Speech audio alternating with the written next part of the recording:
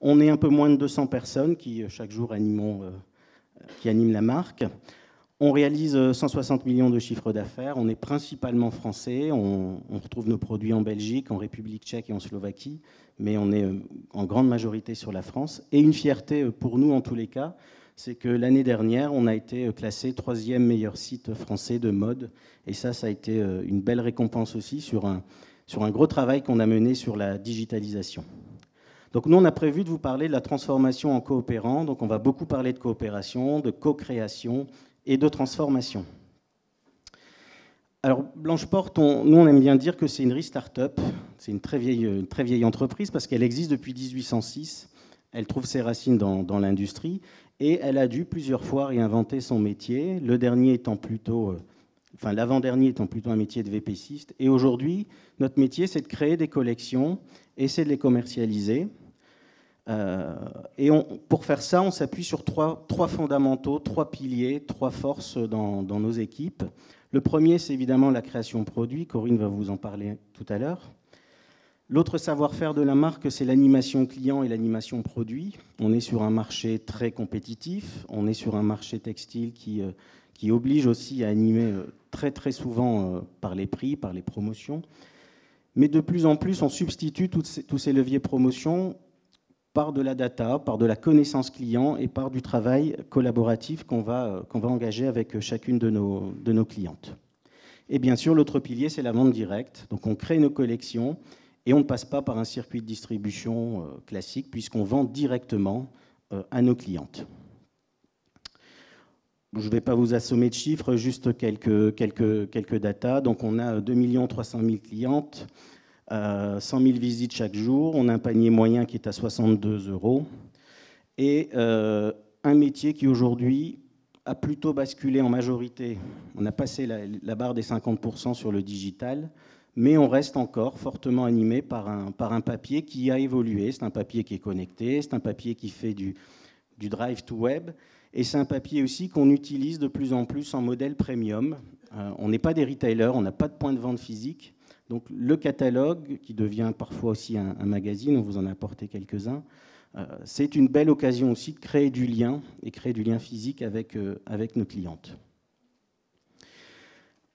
On est aussi sur un modèle qui bascule. On a une histoire, on est en train d'écrire l'avenir, donc on bascule et on est complètement aujourd'hui reciblé, en tout cas recentré sur la quinca.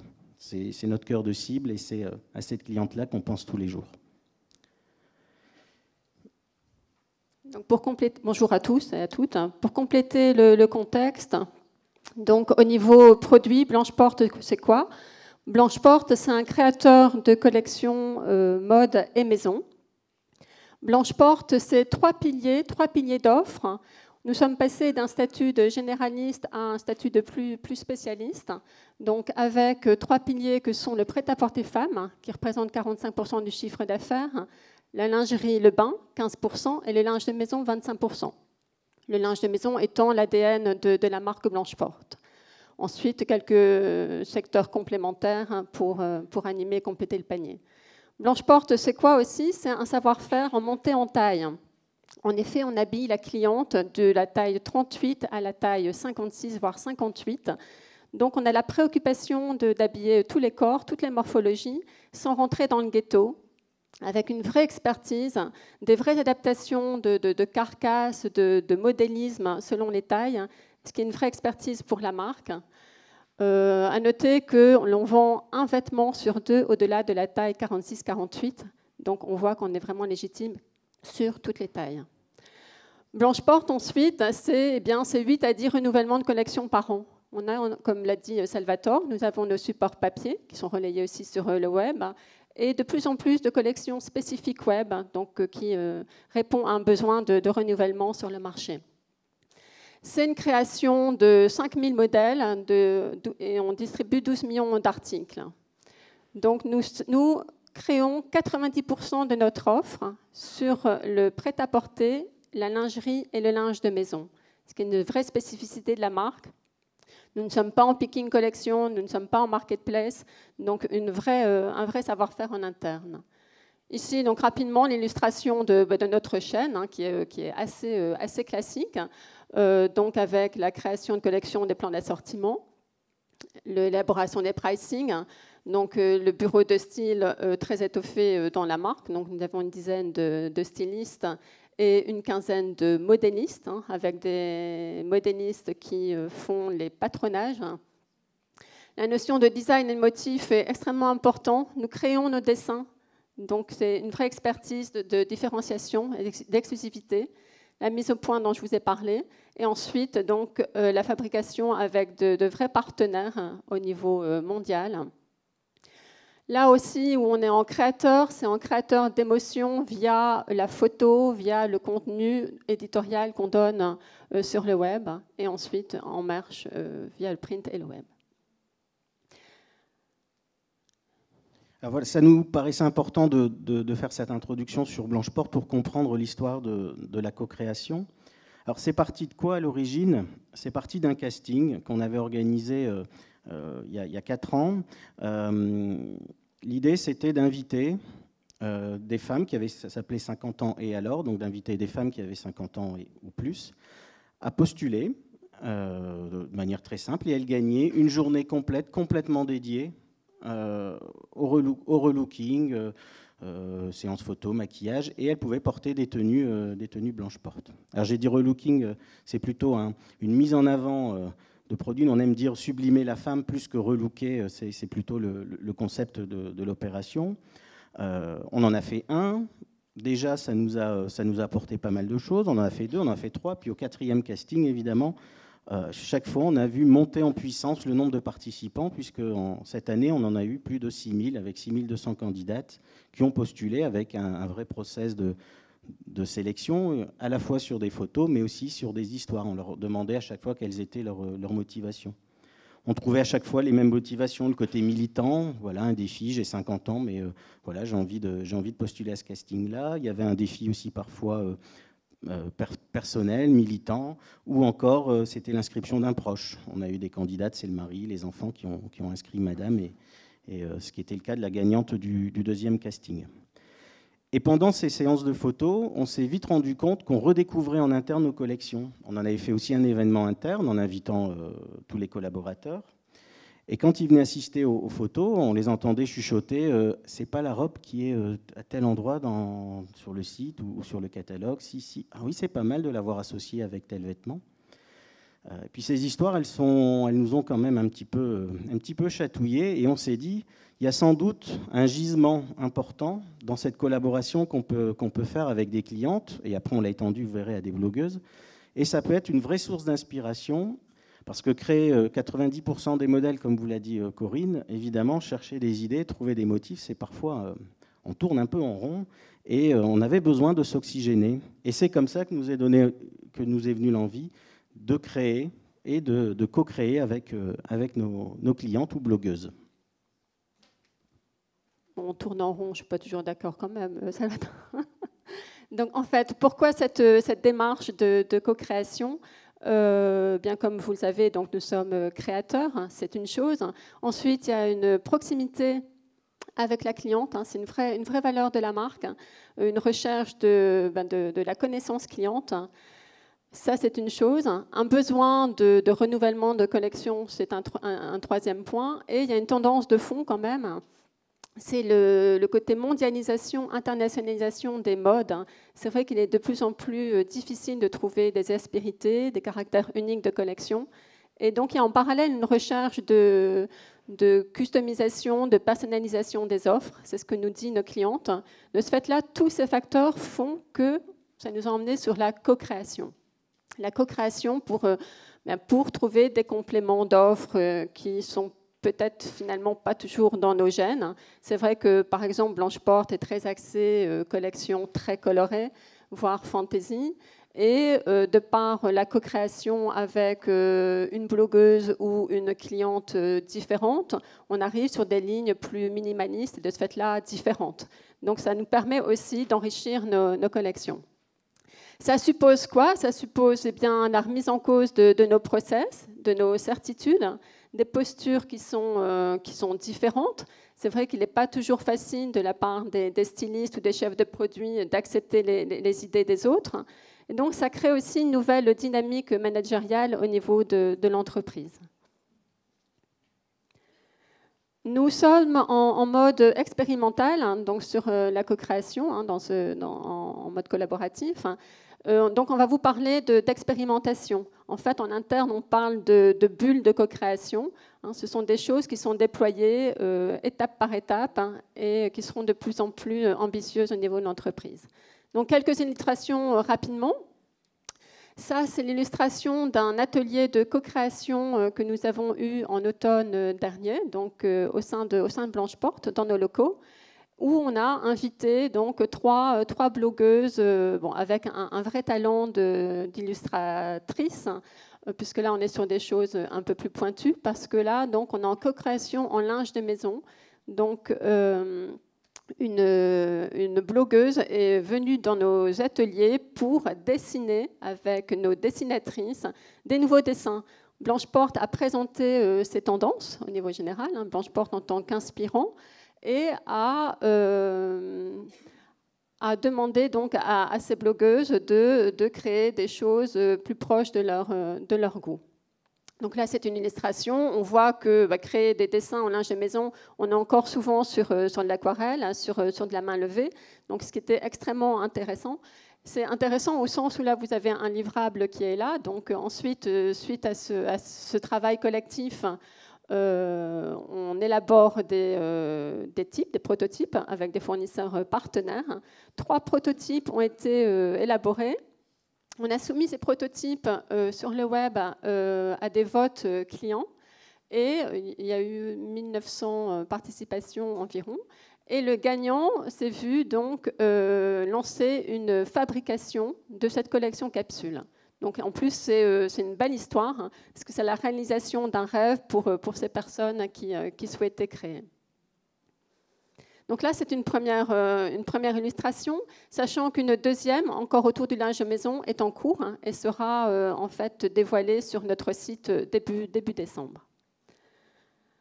Ensuite, nous avons eu une expérimentation sur l'univers du prêt-à-porter, donc là avec Aurélie Gillot, qui est une blogueuse qui s'affirme bien dans ses courbes. Donc là, ce fut aussi une rencontre extrêmement intéressante entre Aurélie et les équipes. Les équipes, c'est qui? Eh bien, ce sont pas forcément des stylistes, ça peut être des acheteuses, ça peut être des assistantes, ça peut être des modélistes. Donc, des gens qui ne travaillaient pas forcément sur le produit directement en termes de création. Mais là, on a créé donc des nouveaux groupes projets, des gens qui travaillent, qui ne se connaissaient pas, qui travaillent ensemble. Il y a une espèce de vie ma vie aussi. Il y a une transmission de savoir-faire, de passion qui se fait pour justement élaborer une collection capsule là avec Aurélie notamment. Donc comment ça s'est passé? On a mis à disposition des matières que nous avions chez nous, des carcasses aussi de vêtements, et Aurélie a customisé, réinventé, voire parfois quelques pièces. Un exemple, donc une combinaison en maille qui est assez tendance, mais Aurélie avait plus envie de sublimer sa poitrine et de jouer sur le décolleté du haut du vêtement. C'est allé jusqu'au shooting, hein, donc Aurélie s'est lancée dans le jeu de mannequin et a été shootée en interne chez nous. C'est une collection capsule de 19 pièces qui a été vendue sur notre site, qui a créé beaucoup d'engouement là sur les femmes plus rondes.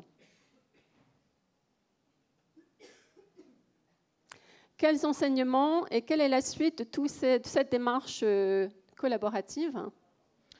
Alors évidemment, un des premiers enseignements, ça va être la connaissance de notre cœur de cible. Je vous l'ai expliqué tout à l'heure, on est en train de transformer l'entreprise en ciblant cette femme quinca. Donc c'est extrêmement important pour nous en interne d'être en capacité d'avoir des référentiels communs et vivants et réels, donc qu'on rencontre lors de ces shootings. Et de pouvoir converser. On parle souvent en marketing de personas ou des personnages un peu fictifs qu'on s'invente pour visualiser sa cible. Là, l'avantage, c'est qu'après, en interne, on se dit, oui, mais qu'est-ce que Martine en penserait, qu'est-ce que Monique en penserait? Donc, on est capable de pouvoir avoir des référentiels communs et ça génère de la conversation aussi autour de la cible. Ça fait bousculer certaines de nos habitudes, hein, comme je vous le disais, et ça fait évoluer nos méthodes de travail. Hein. En effet, là, on se nourrit d'avis de la cliente. On est vraiment en contact physique. Hein, ce qui est important, on n'est pas sur du virtuel. Hein. Donc là, bien, ça nous ouvre aussi des horizons. Ça nous ouvre en termes de style aussi, hein, même si on reste dans l'ADN de Blanche Porte avec un rapport qualité-prix qui doit être en alignement avec nos standards. Hein. Et ce qui est extrêmement important dans notre entreprise aujourd'hui, c'est la transversalité. Donc c'est vrai que dans une entreprise comme Blanche Porte, on est quand même très en mode managérial, très, très hiérarchique. Et ce sont des choses qui bougent énormément et qui sont nécessaires pour faire avancer la boîte beaucoup, beaucoup plus vite. Donc, c'est très booster de transversalité au niveau de nos métiers. Comprendre le métier de l'autre nous fait avancer beaucoup en termes de connaissances. Et donc, ça nous fait profiter là, de nouvelles sources d'inspiration également. Donc, en complémentarité de style ou de lignes de produits.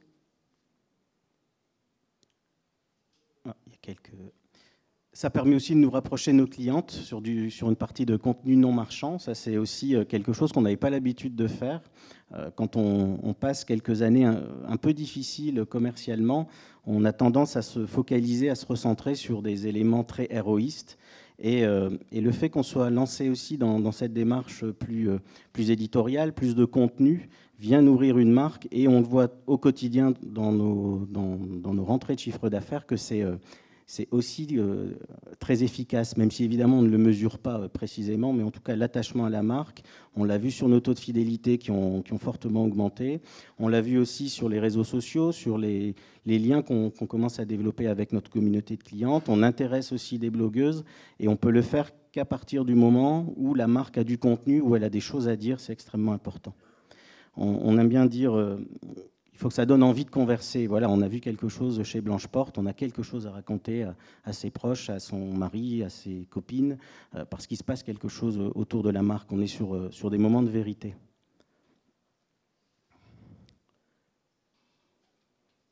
Sur la partie business model aussi, évidemment, vous l'avez compris, forcément, on a hérité pendant très longtemps, en tout cas, de cycles d'approvisionnement qui sont assez longs. Sur des collections capsules, ça vient bousculer complètement l'approvisionnement des produits, ça change nos manières de gérer nos mises en avant, nos marges aussi. Mais ce qui est extrêmement intéressant, c'est que c'est une source de création de valeur. Et dans un business model, on le retrouve quand vous allez regarder sur plein d'éléments collatéraux. Certes, ce n'est pas forcément avec les collections capsules qu'on vend 90% de nos collections. Par contre, le fait que ça nourrisse la marque, ça donne des prétextes à contacter nos clientes. Quand on leur envoie des emails pour leur raconter ce qu'on fait, elles viennent sur le site, elles regardent ce qu'on a à leur proposer et ça vient nourrir aussi du contenu qui, lui, va être plutôt marchand. Parce qu'on en a évidemment besoin aussi. Demain, quelle suite? Eh bien, c'est poursuivre et démultiplier la co-création autour du produit. Donc, c'est un projet qui est maintenant démultiplié dans l'entreprise. Et c'est vrai qu'à terme, il faut qu'on s'écrive au niveau de l'entreprise des KPI.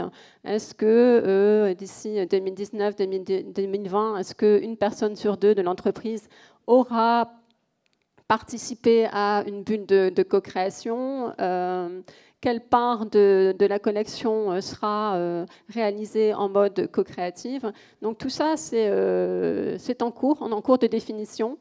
On a plein d'autres sujets aussi. On a le sujet lingerie à travailler. On a même d'autres événements aussi à travailler en mode collaboratif. C'est vrai que par exemple, chaque année, on réalise un défilé en interne Blanche Porte et c'est vrai que le prochain sera différent en mode collaboratif, donc c'est encore un peu secret, mais on va le travailler différemment.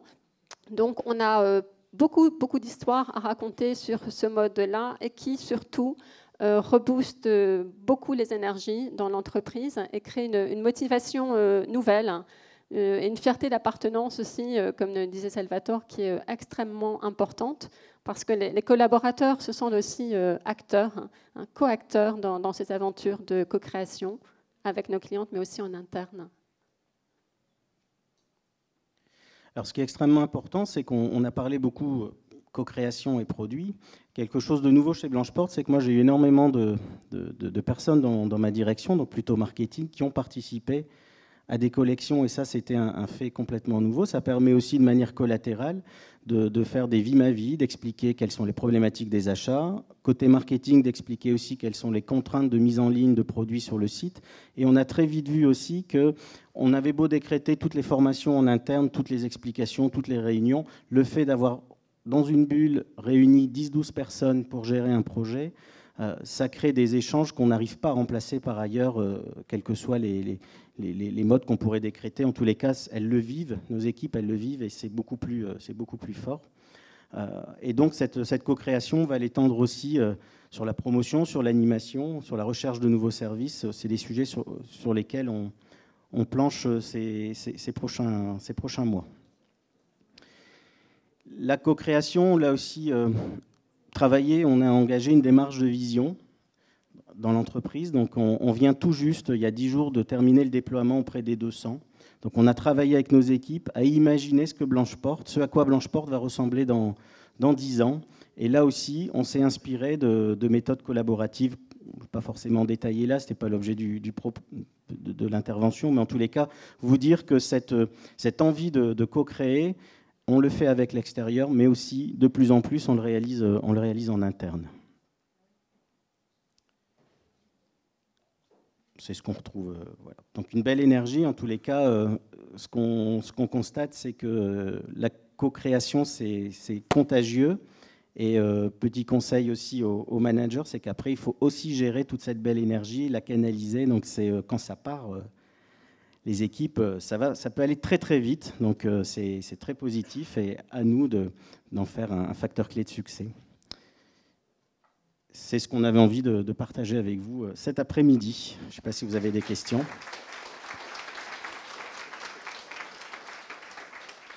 On vous a ramené une cinquantaine ou une soixantaine de books créateurs de collection. Vous allez retrouver les visuels en linge de maison et la co-création d'Aurélie.